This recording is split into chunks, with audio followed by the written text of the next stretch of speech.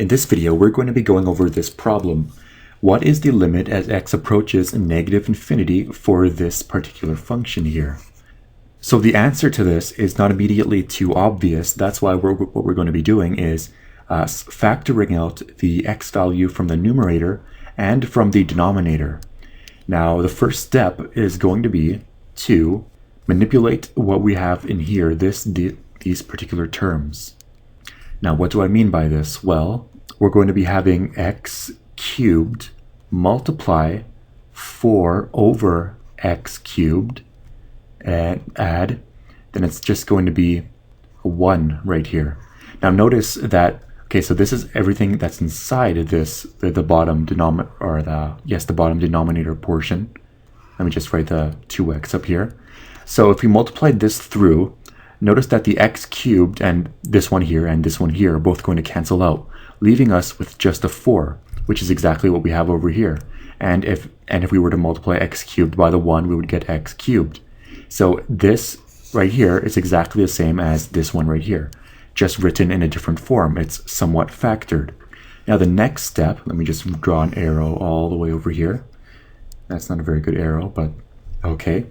We're going to be factoring out the x cubed entirely from the denominator and from the numerator. So we're going to have x multiply 2 in the numerator, and because x is cubed here, and notice that there's this is a 3 index right here, meaning all of the stuff down here is being cube rooted. So if we take the x out, it's just going to be a regular x. So what we're going to be having is x multiply the cube root of, let me just put all of this here, so it's going to be a 4 over x cubed, add 1, just going to be like this. And now we can actually cancel out the x's right here, canceled and canceled. So what we're going to be left with is a 2 over, now notice that we have 4 over x cubed right here.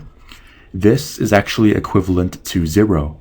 And it is equivalent to 0 because notice that also the limit is going to negative infinity.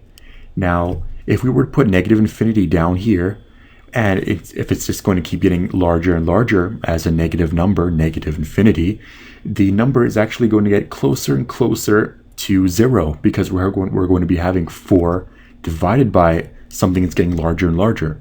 That just gets closer and closer to 0 because you have more sort of fractions inside the digit 4. So basically, any number over infinity, or in this case x, so I'm just going to put it over infinity, is going to be equal to 0. And that's the sort of logic we're going to be using here. So as for the denominator, if we just equate this thing right here to 0, we will be having the cube root of just 1, which gives us a very an obvious answer of just 2. So the limit of x as it approaches negative infinity for this function is actually 2. And that's not immediately obvious when you just look at a function right here. Anyways, I hope you enjoyed watching. If you have any questions, feel free to comment below. I will do my best to answer them. I hope you're having a fantastic day.